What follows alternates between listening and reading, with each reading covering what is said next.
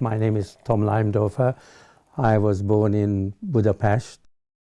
By the end of the war, my father died in the Jewish forced labor unit of the Hungarian army. Those of us who survived in Budapest sort of tried to put together a new life. There was always a very dark side of the communist repression and the fear, and people ending up in prison, even people we knew fairly closely.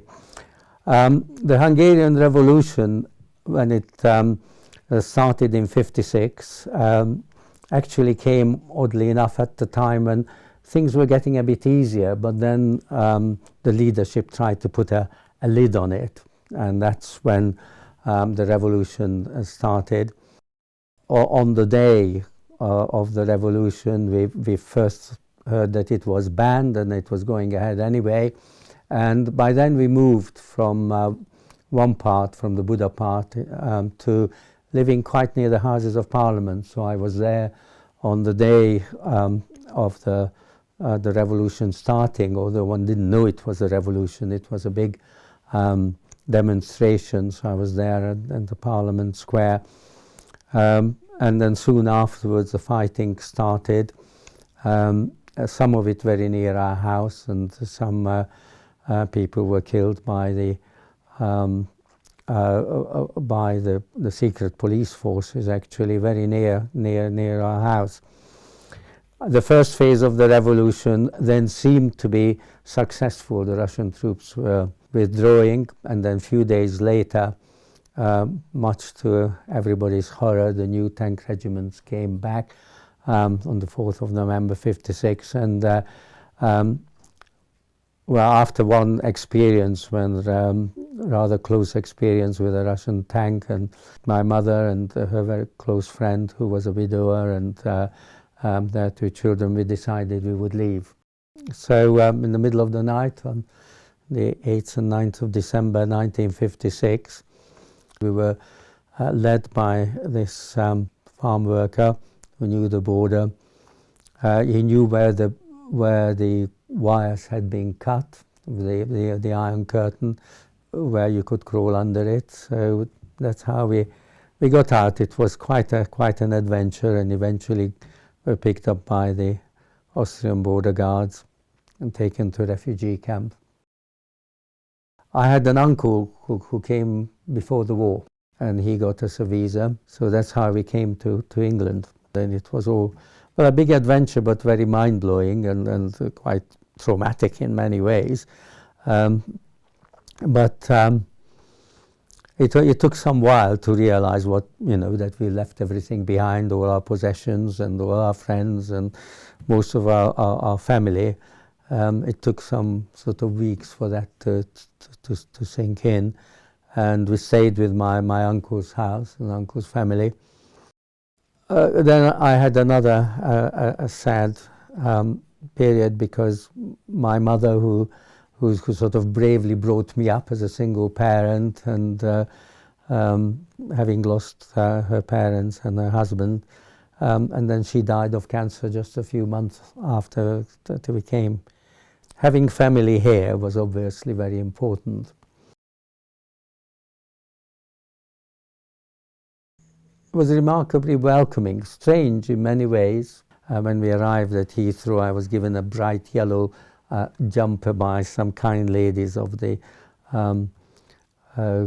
WRVS, the Women's Royal Voluntary Service. There were 10 of us in the end living in this house in Palmer's Green. Our classmates, although slightly regarding me as a sort of alien, but they were really very tolerant and very kind, which made a lot of difference.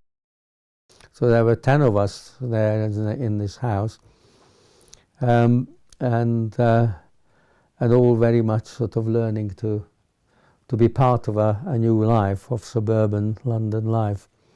Eventually went to university, at University College London, to study physics, and that's where I met my first wife, Valerie, who was also on the physics course. We had 3 children and moved to this area in North Somerset. Valerie, my first wife, was diagnosed with brain tumor and she died 4 years later. And at that time I was working in Eastern and Central Europe on working with teachers, teacher trainers, social workers, looking at adjusting to rapid change and helping various institutions coping with conflict and change. 3 years after Valerie died, got to know Margaret, who is their wife, who lost her first husband to brain tumor. And we were fairly close neighbors and we got to know each other and got together and had similar families and have been through similar bereavement and found we had a great deal in common, and we've been married now 22 years. I became involved and joined the Green Party soon after moving here, actually, with Valerie. We both joined and became more politically active and eventually became elected as the local councillor for Hungary in 2003, and have had now sort of 14 years serving my community. Being a refugee certainly has made me aware of how global issues impact on individuals. And although Britain and the West Country and Hungary is very much my home, at the same time I do feel, I can never be English, my accent, and I do feel that I'm sort of a citizen of Europe, and I do have an appreciation of global issues. I kind of had a feeling that having found a home as a refugee, that it was important to try and put something back.